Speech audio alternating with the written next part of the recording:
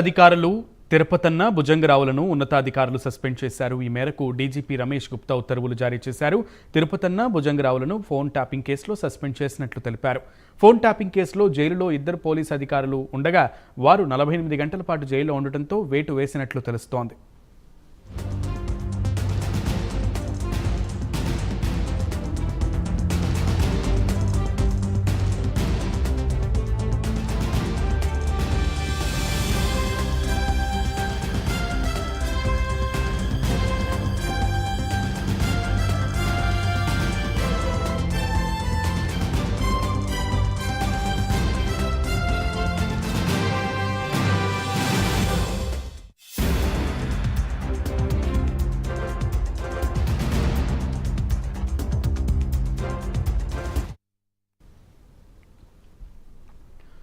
Police అధికారులు తిరుపతన్న భుజంగరావులను ఉన్నతాధికారులు suspend చేశారు. ఈ మేరకు డీజీపీ రమేష్ గుప్తా ఉత్తర్వులు జారీ చేశారు. తిరుపతన్న భుజంగరావులను ఫోన్ ట్యాపింగ్ కేసులో సస్పెండ్ చేసినట్లు తెలిపారు. ఫోన్ ట్యాపింగ్ కేసులో జైలులో 2 పోలీసు అధికారులు ఉండగా వారు 48 గంటల పాటు జైల్లో ఉండటంతో వేటు వేసినట్లు తెలుస్తోంది.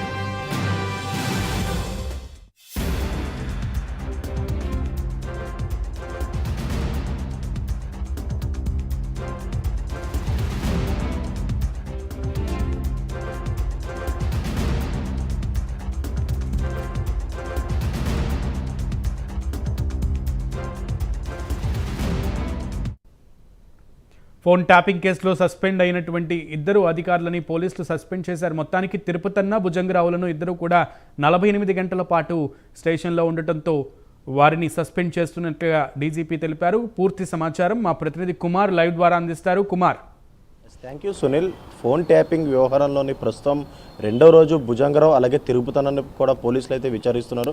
అలాగే మరొక పక్కన భుజంగరావు తిరుపతన్నని ఇద్దరిని కూడా అధికారులు సస్పెండ్ చేశారు. ఏదైతే 48 గంటల పాటు పోలీస్ స్టేషన్లో ఉండడంతో ప్రస్తుతం వీళ్ళిద్దరిని కూడా ఏదైతే అధికారులు సస్పెండ్ చేయడం జరిగింది. మొత్తానికి ఈ ఫోన్ ట్యాపింగ్ వ్యవహారంలో చూసుకున్నట్టయితే ఇప్పటికీ కీలకంగా చాలామంది ఉన్నట్లు తెలుస్తుంది. ఈ నేపథ్యంలోనే నాంపల్లి కోర్టులోని భుజంగరావు తిరుపతన్న ఇద్దరిని కస్టడీ కోర్టు పిటిషన్ వేసిన నేపథ్యంలోనే 5 రోజులు పిటిషన్ అయితే ఇవ్వడం జరిగింది.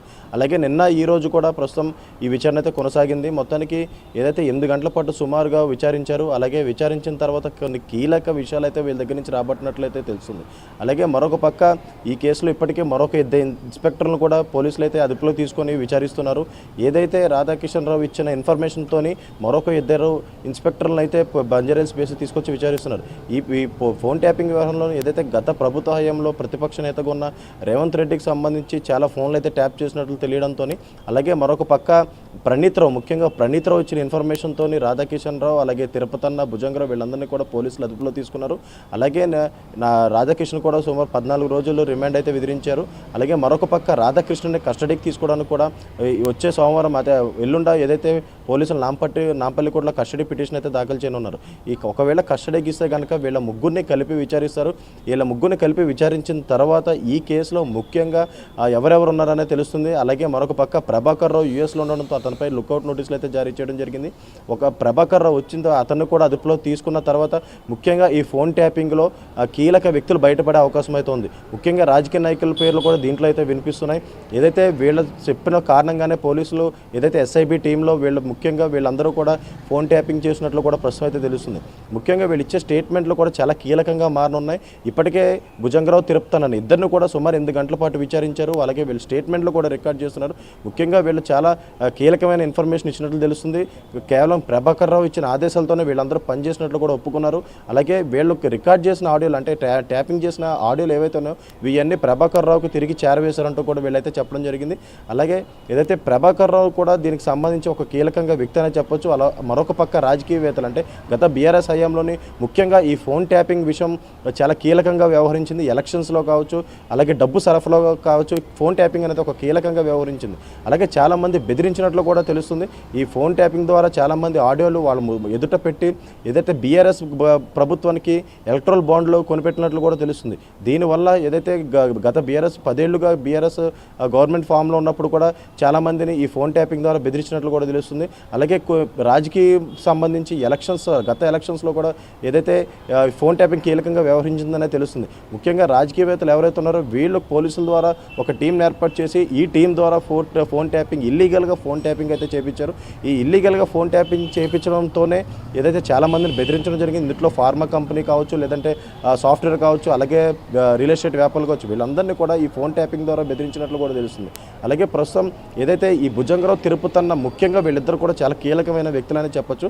వీళ్ళిద్దరూ కూడా ప్రస్తుతం బంజారాహిల్స్ పిఎస్లో అయితే రెండో రోజు అంటే ఈ రోజు 2 రోజులు అయితే విచారించారు. వీళ్ళ స్టేట్మెంట్ కూడా రికార్డ్ చేశారు. అలాగే వీళ్ళ దగ్గర నుంచి కూడా కీలక సమాచారం అయితే రాబట్టారు. అలాగే మరొక పక్క వీళ్ళిద్దరిని కూడా సస్పెండ్ చేస్తూ కూడా అధికారులు ఆదేశాలు అయితే జారీ చేశారు. ఏదైతే పిఎస్లో అంటే పోలీస్ స్టేషన్ సంబంధించి వీళ్ళ మీద కేసు ఉండడంతో ప్రస్తుతం 2 రోజులు వీళ్ళైతే ఉన్నారు, పోలీసులు ఎదుట ఉన్నట్టు కాబట్టి వీళ్ళని సస్పెండ్ చేస్తూ కూడా అధికారులు అయితే ఆదేశాలు అయితే జారీ చేయడం జరిగింది. Sunil. Right Kumar, thank you.